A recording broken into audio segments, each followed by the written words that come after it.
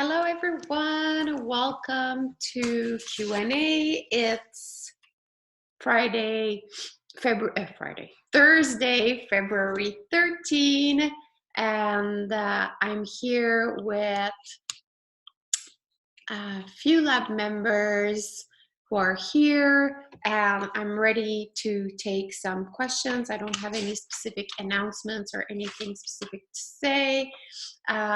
Yes, it's snowy here too. Want to see? Let me show you how snowy it is here. It's super snowy. We have at least, I don't know, 18 inches of snow in our backyard. So yeah, it does look like Vermont, Julia. We're not very far away. We're probably an hour and a half away from each other. So that's why it looks so similar. So I hope you're all doing well. You know, it's now that I think of it, we're halfway through the quarter, right? Time flies. So if you haven't done any debriefing yet, if you haven't readjusted your plan, just take this as a little prompt, as a little reminder that it could be a good idea to do so. Okay? So who would like to chat? Who has something on their mind that they'd like to talk about? I see that Edward is here. Edward, hi. I just wanted to let you know, I don't know if you saw, I'm just going to unmute you for a second. Yeah, did you see that Kathleen and I left you some comments on the document? Yes, and plenty to do. Okay, wonderful. Okay, so if others want to go and have a look on the Facebook group, Edward shared a portfolio, and really my main recommendation for you, Edward, is to do a document that is pretty much standalone, that can be sent pretty much like if you meet a store owner, a gallery owner, an art consultant. And really what you want to adapt is like the cover letter or the email that you write. That's why I was saying to extract maybe what you put on the first page and rather put that in an email. That way, if you talk to a designer or an art consultant or a gallery owner, you're not going to want to say exactly the same thing, but the document itself stays the same. Okay. Makes sense. Makes sense? Okay, it's just going to be easier for you, because if you have to go each time and change it, or tell someone, oh no, don't use this one, let me prepare you another one, it just becomes really cumbersome. So is there any place I can get a reference guide for doing that? For doing what exactly? The document or the emails? Both. I was just winging this. I just slapped it together to have something to start with. Yeah.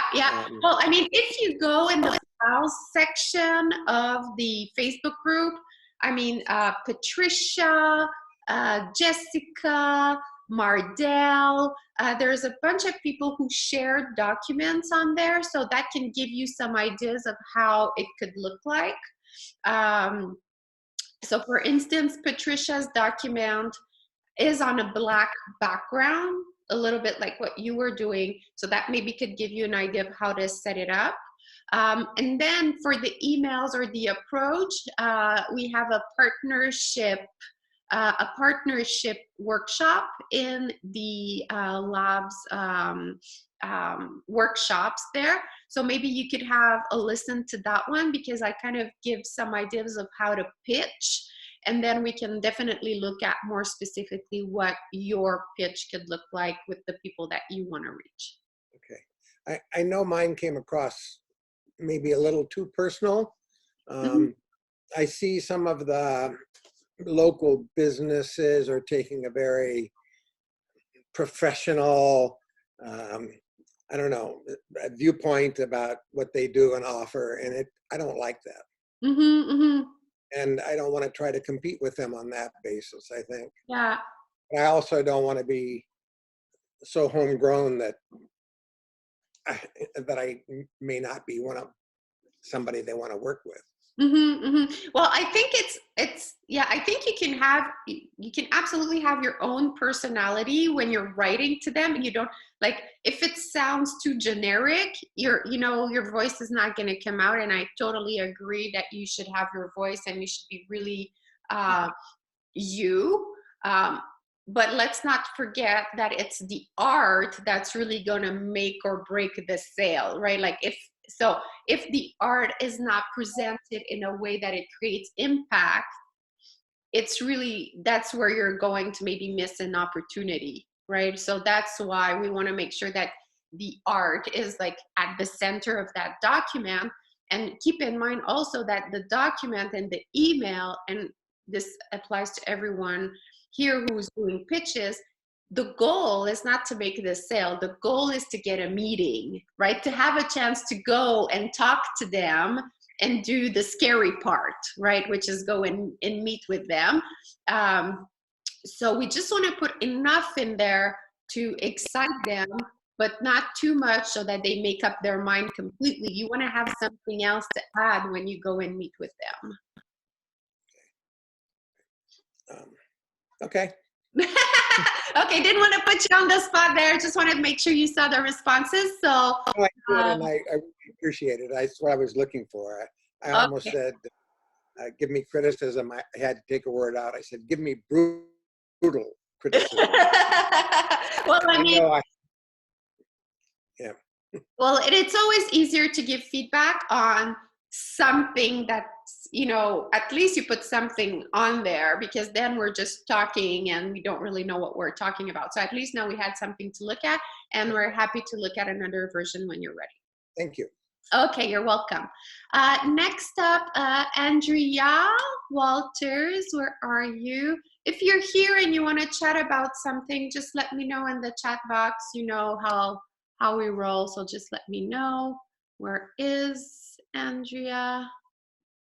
Oh, there you are. Okay. Hi.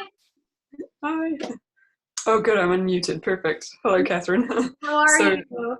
Oh, good. Actually, your selling topic, your selling theme is coming at a very timely moment for me, because I've been pounding the pavement, approaching retailers about carrying my greeting cards this week. So I've really been putting myself out there. So yeah. But actually, for a question, I'm actually wondering more about email newsletters. What resources do you recommend for learning more about constructing the perfect newsletter? I mean, I have some ideas, but I'm just curious. Well, I mean, I'm looking for tactics that work. What sort of recommendations? Well, we have a workshop that's called Instagram, Facebook, and email marketing. Yeah. And did you listen to that?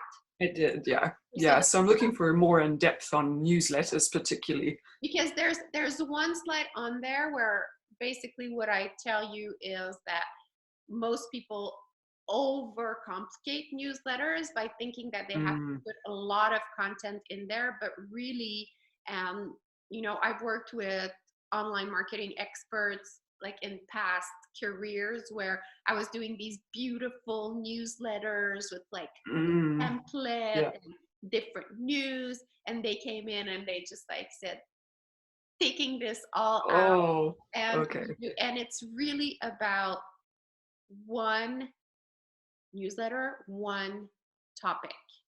That's it. Okay. Like if there's one thing I want you to remember is you need to focus your message. When you have too many things in a newsletter, then you're diluting the numbers of clicks. And then the other thing I would say that is probably like you spend a lot of time creating the newsletter, and then you wing the subject line. But if you don't work your subject line and people don't open the email, who cares that you spent 20 hours writing the newsletter, because they're not looking at it. So that's why at the beginning, I really recommend that you try to do A/B testing of your subject lines. So that you can really learn what your people are interested in and what really makes them click and open, right? Got it. So I think that if you work on these two aspects specifically, and then look at your data, how many click open rates you're getting from one newsletter to the other, then that's really going to give you the information. Because what could work for me or could work for Edward or Charlotte, it doesn't mean it's going to work for your people. So that's why Okay. it's important to really check your numbers. So the worst thing you could do is have an email that's called February newsletter, right? Nobody Yeah. wants to open that. Sure. Right. So it's really about starting from, your customer journey and thinking, okay, they're getting an email from me. My story is all about, I'm bringing them in this enchanted garden. So how can I continue that, that idea of the enchanted garden with my subject lines, with the stories that I'm telling, and the calls to action.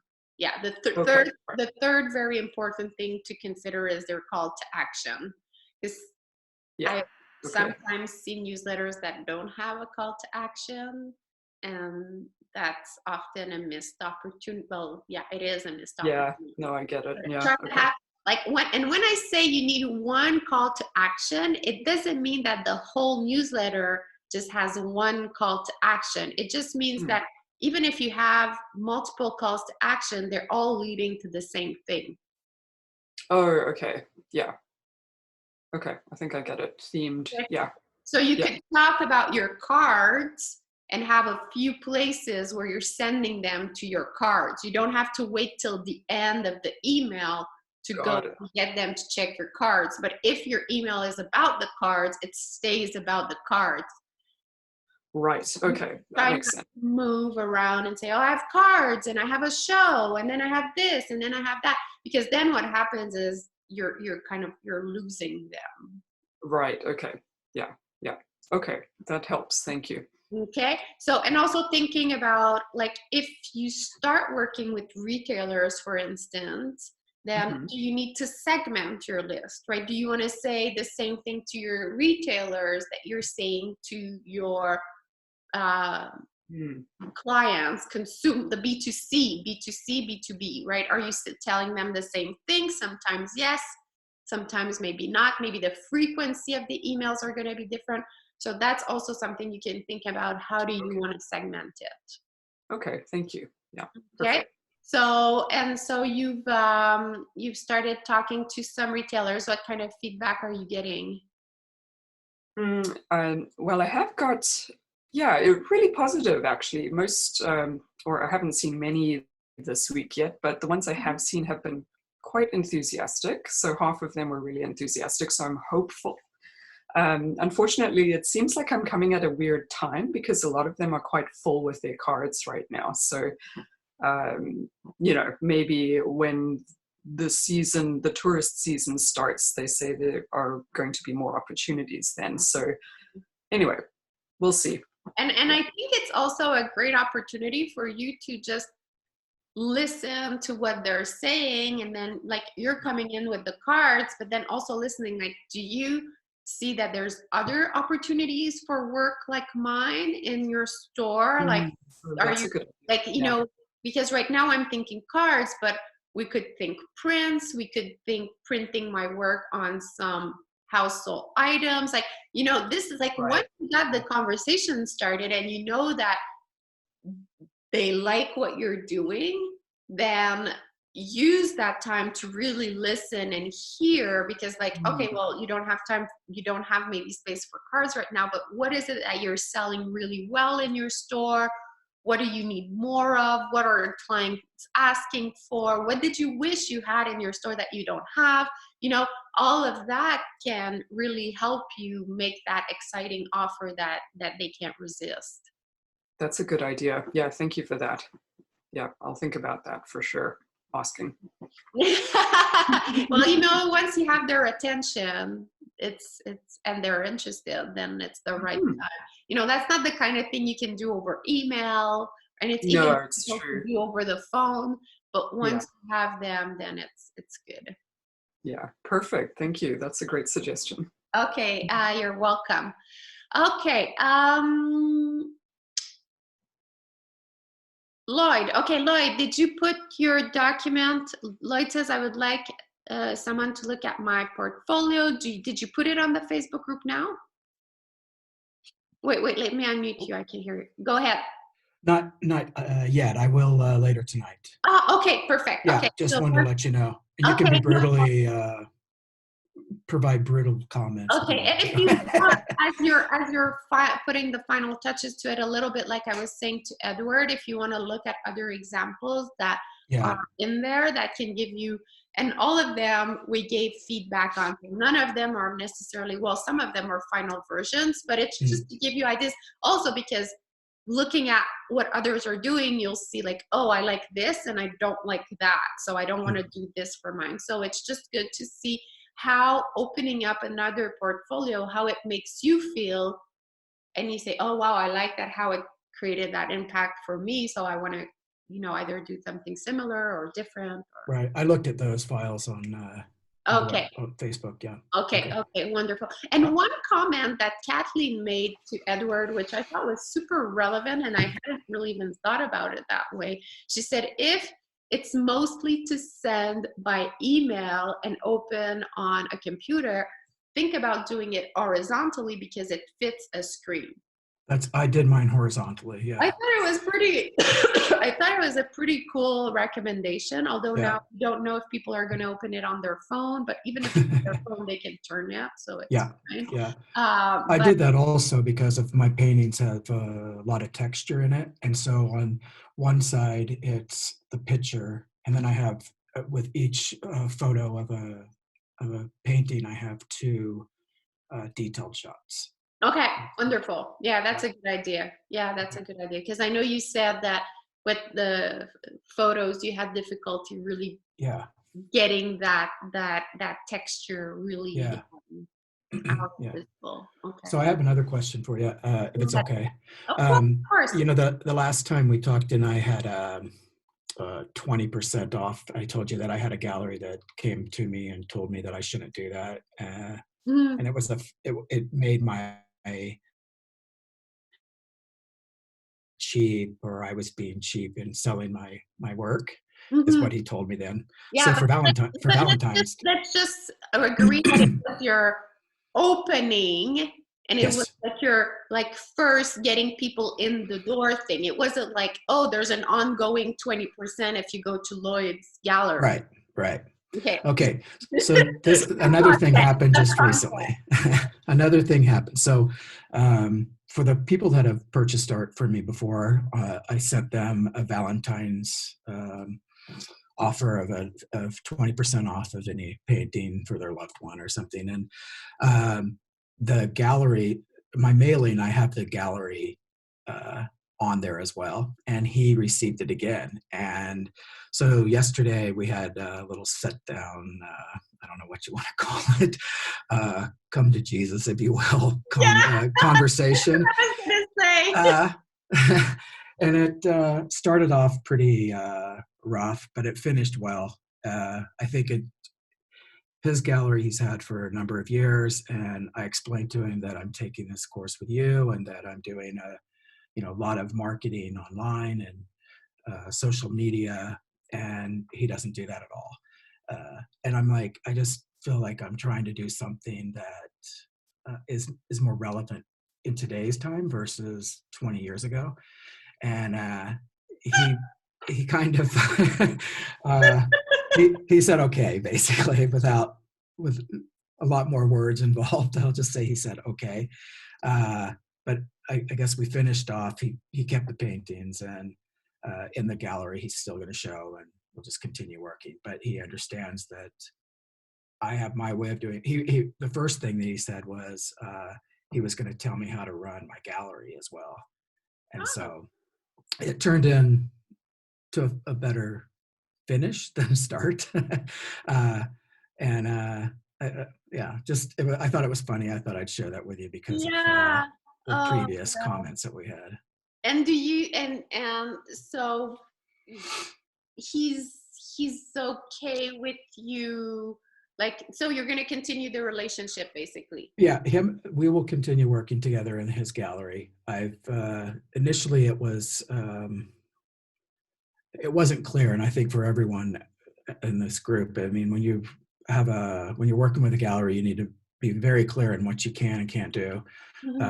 I was under the impression that he wanted me not to have any of my work in other galleries in Göteborg, in Gothenburg, Sweden, and that's fine if that's what he wants to do, but he's only doing solo shows or two-person shows with his artist, which is great when you're one of them that's being shown, but it doesn't happen every year. So it's about every 14 to 15 months that you have a solo show.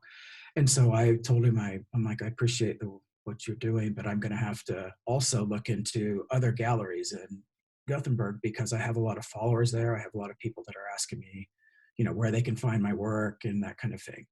And so it turned out okay. It was rocky road at first, but I think we finalized things. And so he's going to continue to show my work in his gallery. We'll have a solo show about every year and a half. And now it's clear that I can work with other galleries that's not in the close proximity of where he's at, which is understandable. Yeah.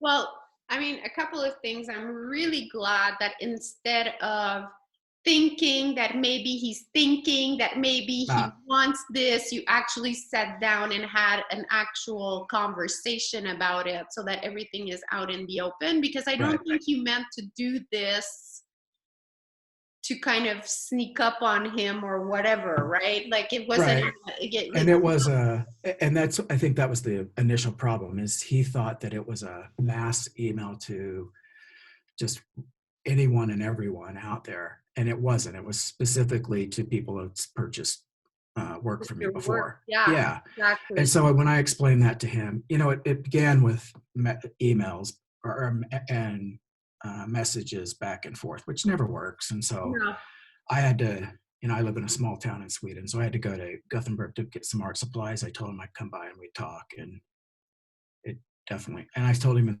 the future, if we have to talk on the phone, we're not going to do it via email or messaging. I know.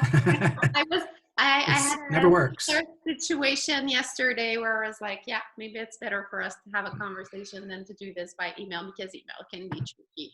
So that part, I think it's great that you're having these conversations, and kudos to him for being open and willing to hear your side and what you're doing, because it seems to me that what his impressions were and what reality was is kind of different.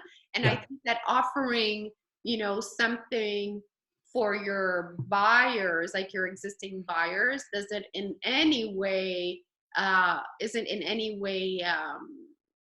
lowering the value of your work. It's more valuing the relationship that you have with the people who have collected your work. So I think that it's absolutely doable. And I think it's funny that he says that, because really what I'm hearing that's going on in the art world right now is that, you going into a gallery and you just cough or wink and you get 10% off. I mean, they're all giving. So it's a little bit, it's like, oh, you do it, but you can't say that you're doing it. And I'm just like, why? Like, everybody's doing it, so why is it wrong? And then the other thing, which Charlotte just brought up, how is your gallery doing and is it increasing your sales? I mean, it's one thing to come and say, I'm going to show you how to run your gallery, but really, like, what are you doing for me? Like, if this guy was like, Lloyd, like, you need to send me more work, I'm selling more work that you can send me, like, come on, man, and you're there and you're making like discounts to people, like, then I would understand, because he's like, if you send me more work, I would sell you more work, and it's selling. But what I'm hearing is that it's not what's happening, really. No, it's not. And it's in response to how the gallery is doing. That was one of his issues. Is initially I had a small gallery that was, it was very small, and my paintings are large. I could maybe have 5 paintings, and that was it. So then I moved, and my studio was in another location. So then I moved to another location where my studio and the gallery is in the same place. The gallery is much larger. I think he's a little offended because it looks nice. He was asking if I'm only selling my work or other people, and I'm only selling my paintings, but I do have a couple sculptures and a couple potters that are there. And so I think as far as has it increased my sales, it's definitely increased my notability that I'm present in Jönköping.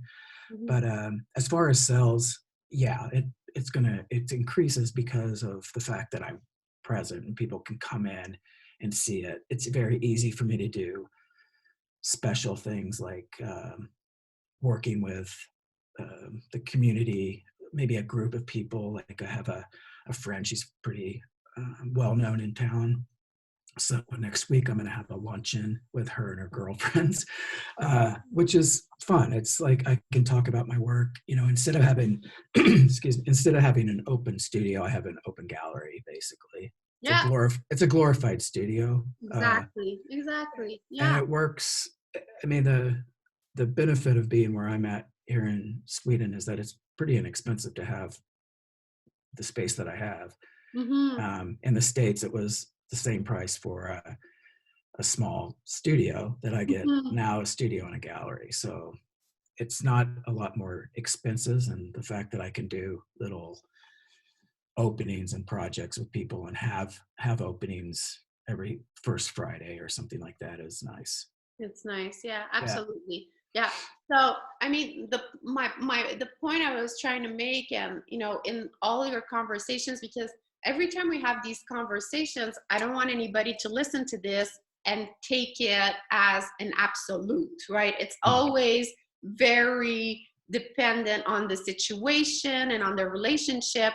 But what I was trying to say is, like, if a gallery, like gallery can expect many things from you, but what are they doing for you in return, right? A gallery who's selling your work like cupcakes, yes, they can expect a little more from you, from the relationship, because they're delivering on their side.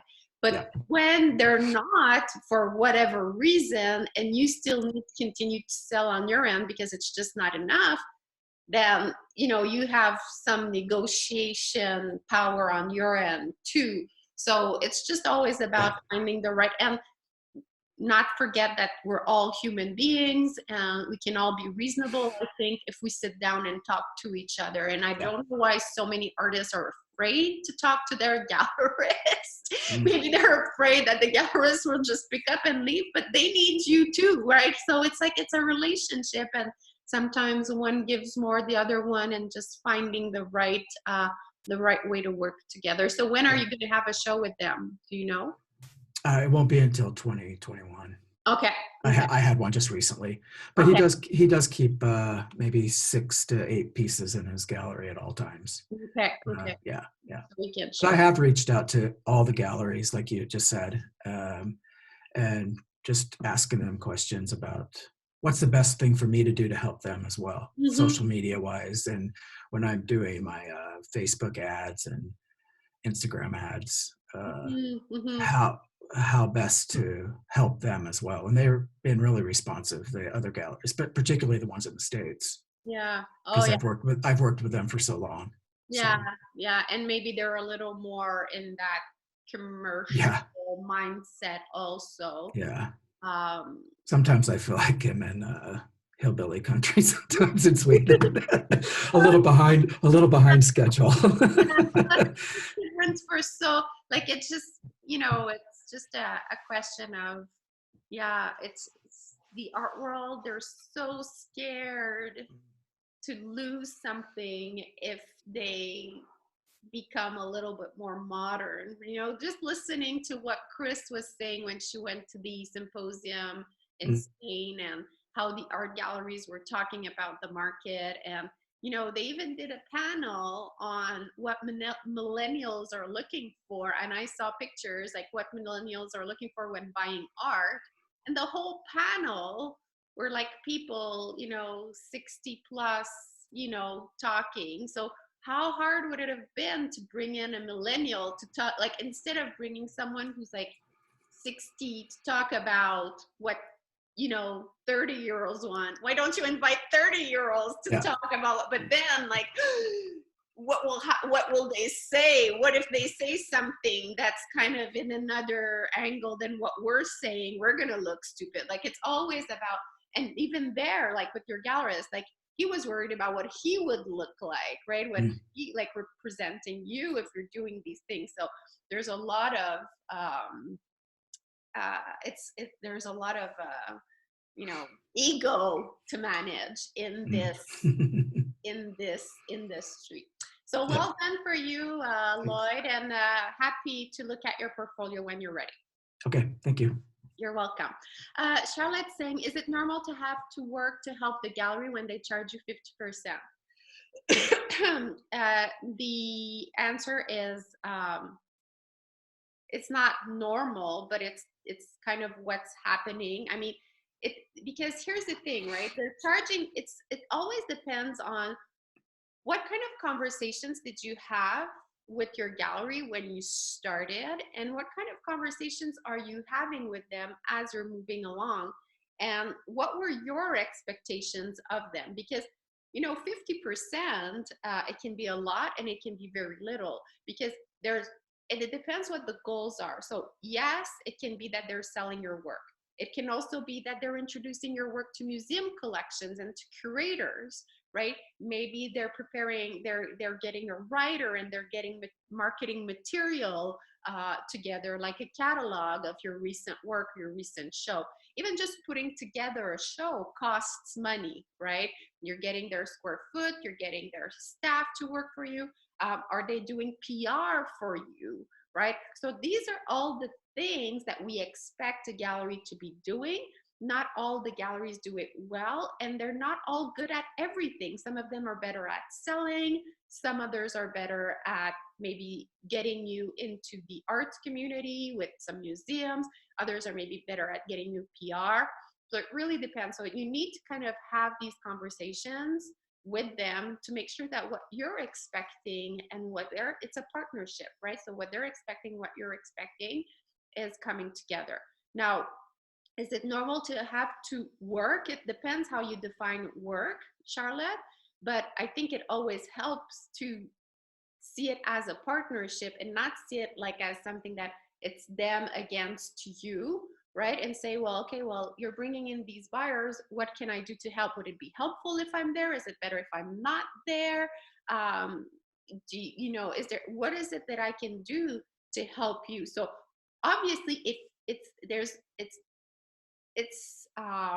it's one thing to help them, it's another to bring in the buyer. Now, if some artists have conversations with their gallerists on what it means if you're bringing in the buyer. But if you're bringing in the buyer, like, are they closing the sale or are you closing the sale, right? That's the other thing, kind of what we were talking about with Mardel last time. My guess impression has been that I want to join one to avoid the selling bit. Well, the selling bit, absolutely. Like I was saying to Mardel the other day, like if you have an opening and you're there, your job is to, talk to people about what your work is about, have people, have the opportunity for people to say, oh, I met the artist. It was so interesting to listen to her talk. Obviously, you're the best person to talk about your work. But when it comes time to, really get into a sales mode and closing the sale and getting payment and packing the work and shipping the work and maybe going and hanging the work, obviously that's not your job when you're working with a gallery, right? But if you think that because you're working with a gallery, you're never going to get out of the studio and you're never going to have a conversation with a collector, I think you're not in the right business, because one way or the other, there's going to be opportunity. You're going to want to be present, because here's another thing. Artists who are not present within their gallery's ecosystem, they're forgotten, okay? Lloyd was saying he has so many artists. We only get a show every 18 months. Some galleries who have like 25 artists, one artist a month. Every other year you get a show. What happens in between those shows? You need to stay visible. You need to check in, let them know what you're doing, what new works you have, switching things around a little bit, shipping them new work, getting them new. If you're not telling them what you're doing, if you don't have regular meetings with them, keep in mind that somebody else on the roster is having those conversations, and we're all human. If somebody comes in, asks for type of work, they're gonna present to them who's top of mind, who they have a good relationship with, who they're excited to show the work. If your work has been in the back store, lying there for the last 12 months, you haven't talked to them, you haven't told them what you're doing, they've been showing the same old work for 12 months, don't expect them to be excited to show it when somebody new comes in. So that's also part of managing your relationship with your partners. Okay, yes, just as Lloyd said, he talked to a gallery to see how he could help. It suddenly reminded me of the gallery that I approached me asking the same, so I get it. Wonderful. Well, I hope this was helpful. Is it helpful for other people as well? And is there anybody else here? You're very welcome, Charlotte. And I think this is really relevant conversation. Once in a while, we talk about these things, and I think it's important to keep to continue thinking about this more as a partnership and a relationship rather than just them and you, and you're looking at each other and you don't really know what to do. Okay. Yes, Samantha, how can I help you? Hi. Hi. How are you? So I have a question, because I know I showed you the email that I sent to the interior designers, and I have a goal. For the most part, I'm pretty good about staying true to the goal, is to email 3 new interior designers every day. What do you recommend as like a follow-up strategy? Well, what's the email? Oh, the letter about asking for a call? No, that's no. No, the one where I was just kind of introducing myself. You're asking for a call. Essentially, or just, yeah. I don't think I directly asked for a call in there, but I asked. Suggested that you do. What? I made a suggestion that you do, because if you're not clear about why you're emailing them, because maybe for you it's obvious, like, well, either they like it or they don't, Catherine, like, come on. But if you're not asking for a response, it goes into a folder, and I'll get back to it if I need it, right? It doesn't mean that because you're asking for a response, you're necessarily going to get one, but it helps you to get that next commitment. Right.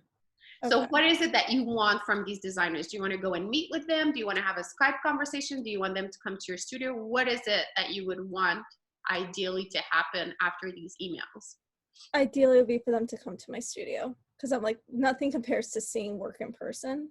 Okay. Or at least meeting them in person. Just because when you meet someone, it's just either seeing the work in person or meeting them in person. Sometimes I'll go to the city and they can't come to my studio right away, but like at least I connect with them on some level. So there's like, it's different versus just having a phone conversation. I just know from like personal experience. Okay. Yeah. So a couple of things that you could do, right? You could follow up with snail mail. So sending them a little postcard, a little something to kind of just reflect what you sent them by email. And they're like, oh, haven't I seen this name before? Like, you know, just kind of creating another touch point, right? Yeah. So that could be one way of doing it. So you send, let's say, a postcard by snail mail, and then you could pick up the phone. I think picking up the phone is always relevant, right? Oh, I always do that. Okay. Yeah. So either you can pick up the phone and say, hi, you know, my name is Samantha. I emailed you a couple of times, sent you a postcard, and I thought I would introduce myself in person, and maybe we could arrange a visit or talk about your needs for art.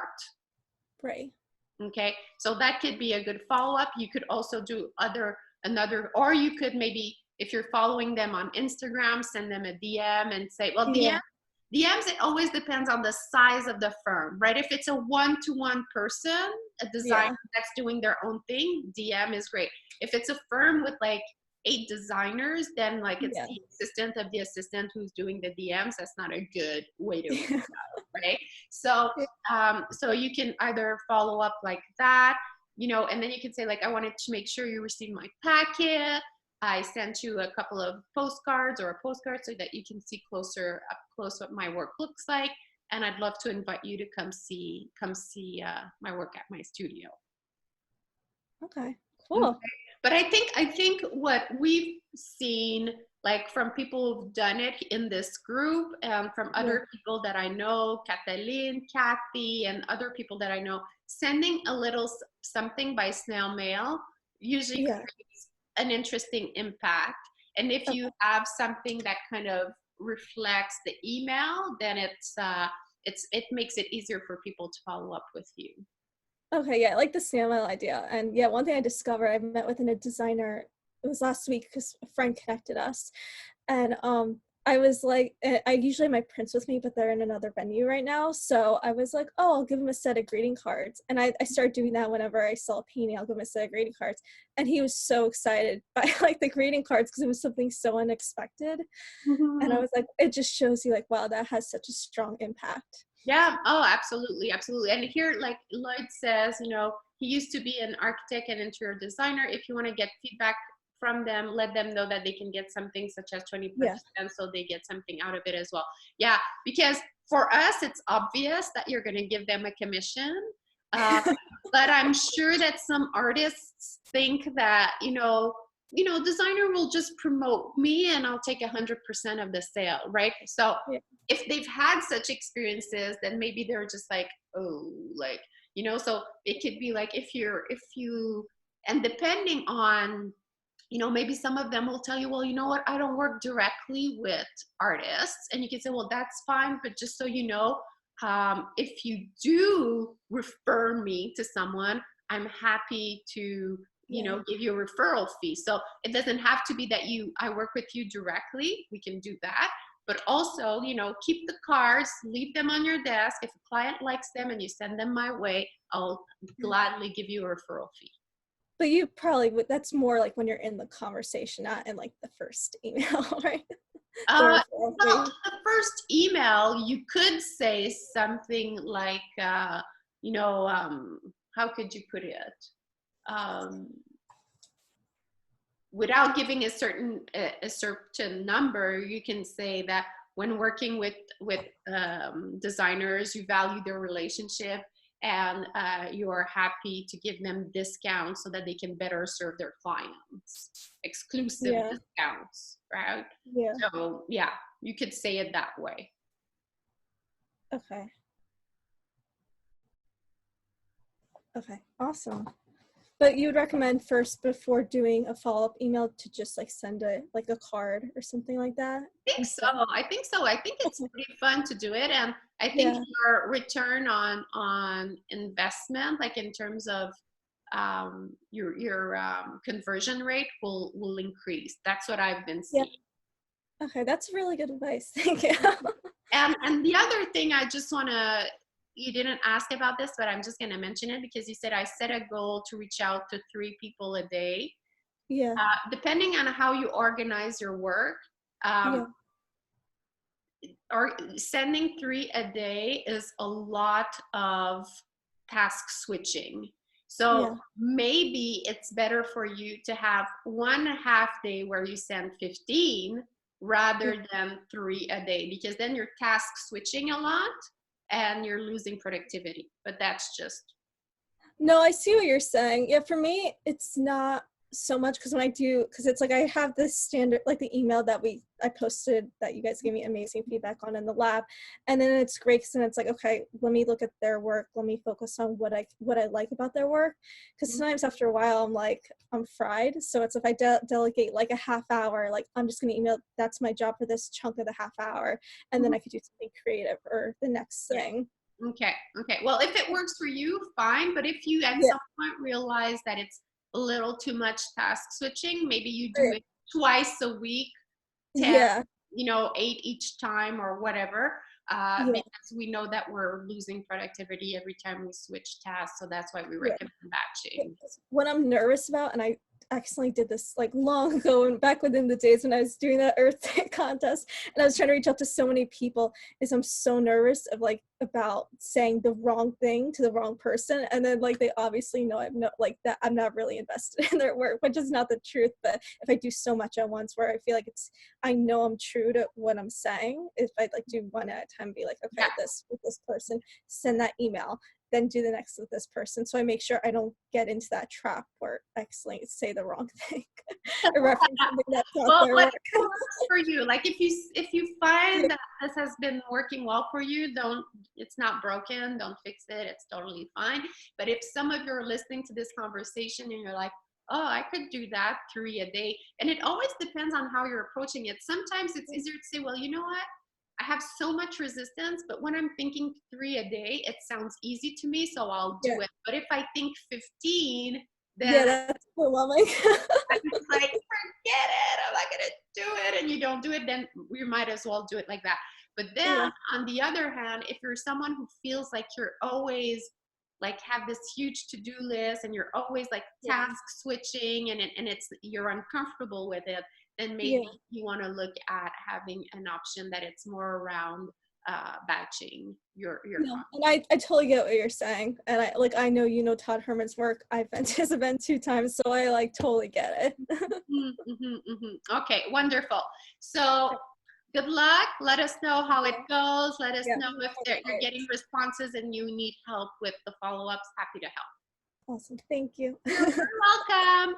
Okay, I have time if anybody else has something that they'd like to check in on, ask a question. I don't want to put anybody on the spot there. Obviously, nobody wants to be put on the spot. I totally understand that. Let me just grab some tea. Oh, go ahead. Oh, you forgot, Charlotte. Okay, well, you can ask on the Facebook group if you want them. Okay, yeah, go ahead, Andrea. Let's go ahead. Yeah, if everybody has had a question, I'm happy. Whoop. Go ahead. Okay. Whoops. Oh, I hit myself there. Hi. So, I'm actually wondering, I've been focusing on an environmental message lately, but I'm actually wondering what you think, since I do very whimsical animal art, of a strategy where I maybe involve people in my world a little bit more. So I sort of tell them, like, for instance, I'm painting a sea unicorn right now. So maybe telling people about the habitat of the sea unicorn or how they can find one or in what magical landscape they exist, that sort of thing. So do you think that makes sense for me? Because I'm just finding focusing on a purely environmental message seems a little, boring, because there's nothing whimsical about that, whereas my art is clearly quite whimsical. So what are your thoughts? Well, I think you can have more than one pillar, right? Because always talking about the same thing over and over again, it kind of becomes boring even for you. So you could say like my 3 pillars are, the whimsical storytelling, environmental, protection, and then maybe you have another aspect of it that's important. Maybe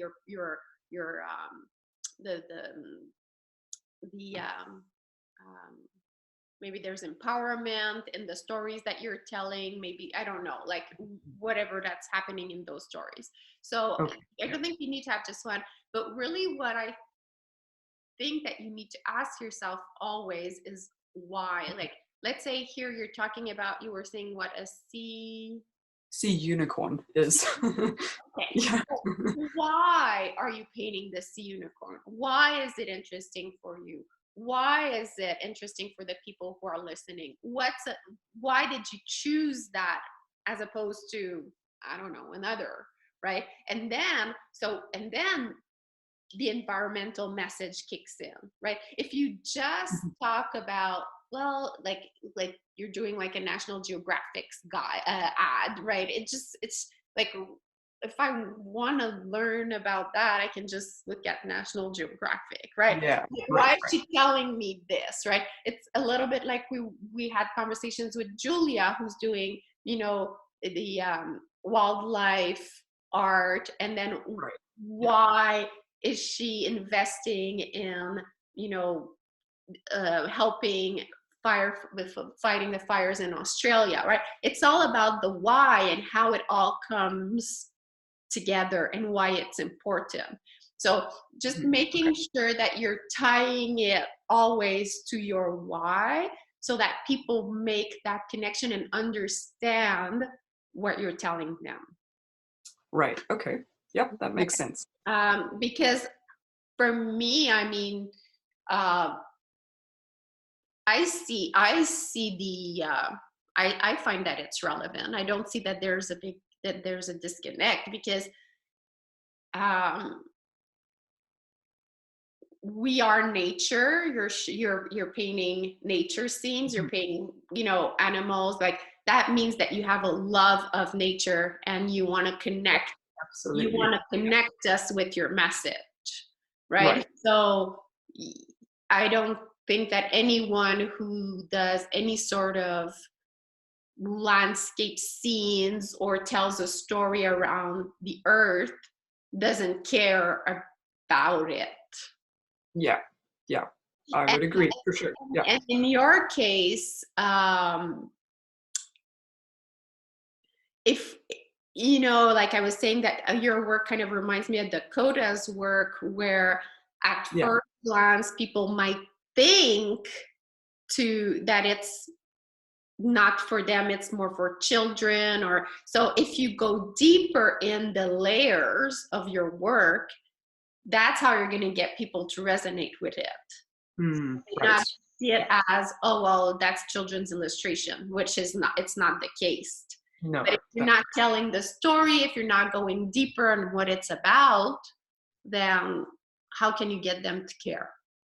Right. Okay. Thank you. That helps. I like that I can have more than one pillar, because I actually had this idea that I had to just choose one thing. Well, I mean, on the opposite, like, I think the more layers your work has, the more interesting it becomes. If you tell people, well, my art is what you see is what you get. See ya. Well, I mean, that's fine, but then, how do you get people excited about it? But there's like all these little hidden, maybe little like hidden Easter eggs, like all these little things that only you and I know, only the people who follow me get. And then when you buy it, it's between you and me, wink, wink. And then when you have people who are, and you can say, look, there's this, there's that. Did you notice this? She created that. That's when it becomes super interesting, because there's a story, there's something to grab onto, there's values that are being shared, all of that. Perfect. I'm very excited about changing my message up a bit. Thank you. You're very welcome. Okay, so Lloyd had to go. Okay, bye, Lloyd. Andrew Mardell says, talking about her work, Chris. So following Chris on Instagram, the subjects are very different from yours, but I think her strategy is applicable to any of us. Yeah, absolutely. We all have different reasons why we do the work that we do, and we sometimes overestimate people's capacity to take in information. So we think we've said it many times, but we haven't. Right. Oh, perfect. Perfect. So Edward is also chiming in, Samantha, on using LinkedIn and Instagram. So one a week, something I felt I could manage than a mass sending. You see, so seems like, doing this is really helpful for everyone. So Julia says, I also have a spiritual message as well as my conservation message. They both resonate with different people, but both aspects are important to me. So that's what I talk about. Yes, absolutely, Julia. So you're right. So some people will resonate with more than one thing, some more. So, and it's important that it's important to, especially when you're doing figurative art, is like there's more than meets the eye here, and come and be an insider with me, right? That's what's really interesting. Thanks, Julia. That makes sense. Yeah. Charlotte says, currently up in the mountain in my cocoon of figuring things out. Perfect. Been listening to podcasts and the importance of saying no to good. So you can say yes to great. I love that. I love that. I'm going to borrow that. Do you have any tips about what is a good feeling versus a great one? Sounds a bit stupid, as I do know what rocks my boat when I sit, but I guess I don't know enough about the art market to know what to look for. For example, the gallery that approached me didn't give me a great feeling vibe without me having a clear reason. Also, one of his artists said that his work sold more with the gallery that I approached, although he is part of both. Is it better to spread out or not say yes if the guy says maybe or no? I mean, the best time to get, I was having a conversation with someone 2 days ago who is in the gallery circuit, who worked in galleries, and he said to me, the best time to get a second, get into a gallery to get yourself a second gallery. So that way you're kind of covering all your grounds, right? So, but I mean, if you're not having a great feeling vibe, I think we need to go and validate that feeling, like validate maybe not the right translation, but go and, go a little bit further as to why you're having that feeling. And if you're trying to have a conversation and you can't have a conversation with, the gallery owner, then no, it's maybe not a right fit. But sometimes it's just because it's scary and it's new that it gives us a bad feeling. So I think you always need to go one step further to go and check if that feeling, is it all about you, that feeling, or is it true and is it real? Are you going to feel that way moving on? And if you're in conversation with a gallery and already you can't really have a hold of the person, you can't really talk to that person, and you're in the dating phase, you're in the seduction phase, you don't even have an agreement yet, what can you expect from that person if and when you do get married, right? It's like, if it wasn't going well before, chances are once you tie the knot, it's not going to get better, right? It's just going to go downhill. So just something to think about, like, is it just a feeling that I have, or what can I go and do to talk to these people and see if what I'm feeling is good or just not true? April says, one of my favorite saying is, if it's not a hell yes, it's a hell no. It helped me say no to more so I can say yes to real good stuff. Yeah, because I mean, what is great for me or what is great for whomever on this group might not be great for you, Charlotte. And I think that if you don't know what's exciting and great for you, is because you don't have a clear vision. So I don't want to kind of sound tacky or sound repeating myself, but you're in the cocoon there, you're think about, today, 3 years from now, what exciting things happen to you, and what would be like out of this world exciting stuff for you without the yes, but that part's scary, or that part I don't feel like doing. Like, don't think about the how, just think about the what and the why, and getting really, really clear on that, because that's going to give you decision-making guidelines, right? Then whatever comes your way or wherever you're putting your energy, if it's not aligned to getting you closer to that vision, then what's the point? And some coaches even go towards and saying, like, every morning when you get up, you ask yourself, like, what is one thing I could be doing today to get me closer to that vision, right? So that way you feel like you're working on with purpose, and not working just because things are thrown at you. You're being much more proactive rather than being reactive. So right now, if you don't know what a great thing is, it's probably, my guess is, and let me know if I'm off track here, is one, you need to revisit your vision and what it is that you want.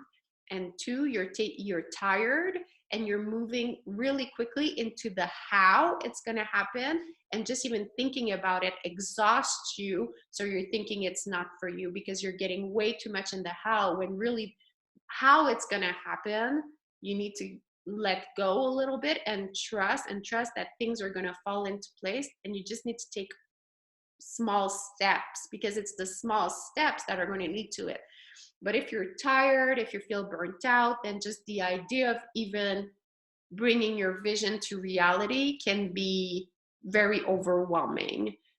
So right now, maybe you just want to focus on the what and the why and rest. And then when you're ready to emerge, then we can talk about more of the how, and finding and giving yourself the tools and the support to make it happen without it feeling that it's just so much work that you have to do all by yourself, because it doesn't have to be that way.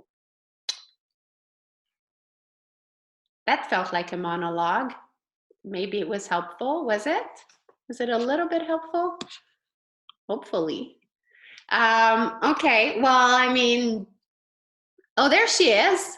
Yeah. I've been hiding. Yeah, I thought, oh, well, you know, I'm not gonna put her on the spot. Maybe she doesn't have like so much internet to like put her thing on. But sometimes it's just nice to be in a cave and like not stare out.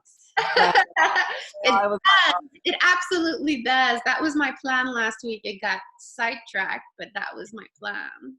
Yeah. No, I totally hear you. Like, I get what you're saying about being stuck in the how rather than just taking small steps. And I am actually taking small steps, and I feel like it is moving forward. So I'm not stuck in that sense, but it was more like, let's say my vision was to one day, you know, be in the Tate Modern in London, for instance. What if that's the goal? Would like a small gallery that no one knows of be like a way to go to get there? Do you know what I mean? That's kind of where it depends, because you can have a very small gallery that nobody knows of, but that's super well connected with curators. You know what I was saying at the beginning, that, you know, some galleries are maybe better at selling, they're more commercial. Others don't sell as much, but they're really well connected in the art world, right? So I think it's important for you to say to your potential partners what you're interested in, and if they, and maybe you don't necessarily say, because before getting in the Tate, maybe you need to get into a few smaller museums, right? Like, it's rare that you go from nobody knows me to the Tate. Like, usually there are a few steps there. So, but I think it's okay to say, well, I'm in, like, what are you good at? I'm really interested in connecting more with curators, getting my work in museums. Is this something you can help me with? Yeah. Why isn't it something that you can't talk about? Just like literally ask for the connections almost. Well, no, you're not asking for the connection. You're asking, is this something that you do? Like, because a lot of galleries do that for their artists, present the work to the curators. And a lot of galleries don't do that because they're more interested in the commercial side, or they don't have the connections and they're not interested, right? So it's the gallery presents your work to a curator in another gallery, or no, to a museum.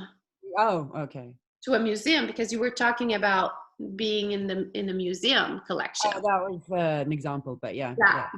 Well, that's the thing, right? So sometimes when you're part of on a roster of a gallery who represents you, those galleries, especially galleries who do fairs, who have international presence, if you say, like, I'd like to grow my international presence, I'm thinking about trying to get more galleries to represent me, then you could say, like, do you have any contacts that you think would be a good fit? But that usually, like, can be something you talk about later on and as the relationship grows. But absolutely, like, some galleries know, I know artists who have, through their one gallery, been introduced to another gallery who isn't competing and work on very different markets, and they've happily shared artists. Okay, that's a good advice. Okay, cool. And then I'll go and next week I'll go and have a chat with that small gallery and see what comes out of it. Yeah, and you know, you can start like with an open-ended question, like, okay, let's say we work together. What do you see, like, how do you see us working together? Like, what would be your priorities for me, right? Like in the first year or so. And if they're like looking at you like, what do you mean? Well, I mean, how do you market your artists? Give me a couple of examples of artists that started working with you and how you guys worked together and what happened after a year. Okay. Without being maybe like at first, and then if they're more, they're like, well, more, can you be more specific? So, well, maybe it's shows, maybe it's sales, maybe it's publications, maybe it's PR. What are you good at? What are you like doing for your artists? Because trying to push them to do something that they don't do is rarely a good idea. It's rarely going to lead to anything good. Yeah. Okay. Never done a publication in their life, if in the span of their business, if they've never introduced any artist to museums, probably they won't start with you. No. Okay. But currently, I have a feeling that all of this is like just online. So. With that gallery? Both of them. Okay. You know, they're offering like online space, as in, you know, we'll sell your stuff online, but showing it in the gallery isn't necessarily on their agenda. Okay.